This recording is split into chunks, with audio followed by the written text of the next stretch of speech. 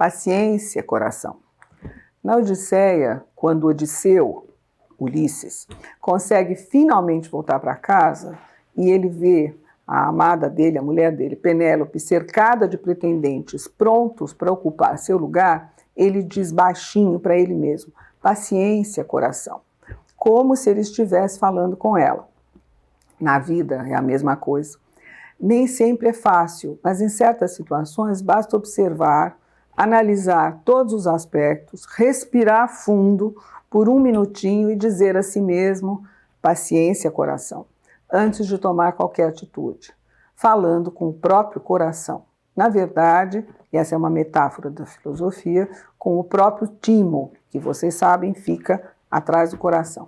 Para bem julgar, é preciso recuo, o que em filosofia chamamos de distância crítica.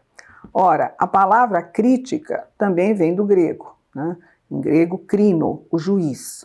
Ou seja, podem existir muitos meios de se acalmar, mas um minutinho de paciência planejada, deliberada, de distância crítica em que a razão se expressa com clareza, essa clareza da consciência refletida, presente, inteira, ponderada, esse minutinho resolve e nos centra, sem necessidade de evasão da situação ou evasão de si mesmo, a suposta ausência de consciência que anda na moda.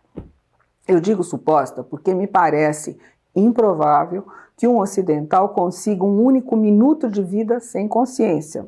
Enfim, a nossa consciência é um bom juiz. E não é tentando ficar sem consciência que nós vamos resolver nada.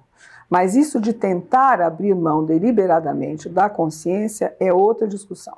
O que nos interessa aqui é esse exercício simples e útil de separar as paixões da razão, fazendo o timo segurar as rédeas. O timo, por que eu falei agora há pouco que isso é coisa da filosofia? Pelo que eu vou dizer agora. O timo vem de uma metáfora da biga do Platão, né? E nós já vamos ver, vocês têm inclusive aí a ilustração. O timo nós sabemos hoje, contemporaneamente, que ele é o ponto do nosso corpo responsável por toda a nossa defesa imunológica, né? Ou seja, esses gregos eram realmente bem espertos, né? O melhor exemplo, então, é a metáfora da biga. Ela aparece num diálogo chamado Fedro. E ali o Platão faz o quê? Ele separa o sensível, ou seja, as nossas sensações, do inteligível, a nossa inteligência. E ele representa a alma humana, alma com aspas, claro, como uma força feita de 3 partes. O condutor e os 2 cavalos alados, ou seja, 2 Pégasos, né? E vocês têm aí a imagem. Pessoalmente eu gosto muito, acho essa imagem muito bonita. Quem é que comanda? Evidentemente é o cocheiro. O cocheiro representa quem? Ou seja, o cavaleiro, aquele que conduz a biga, né? E quem é que nos conduz? Quem deve nos conduzir sempre? O intelecto, a razão. Por isso é que não dá para abrir mão da consciência, né? E quando a gente fala consciência, não está falando em cérebro, né? Qual é a função dele? É conduzir a biga na direção da verdade, controlando as rédeas de modo a manter o quê? O equilíbrio e impedir que um dos 2 cavalos se imponha. Porque desses 2 cavalos, alados, né, 2 Pégasos, um é branco, é dócil, representa a coragem, tudo que é elevado, a honra, a sabedoria, ou seja, essa parte de nós que tem aspirações, disse o Platão.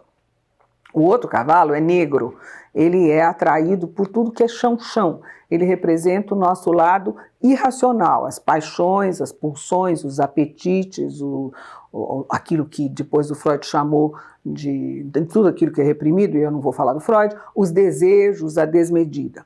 Pessoalmente, ou seja, as pulsões mesmo. Então esse é o cavalo negro.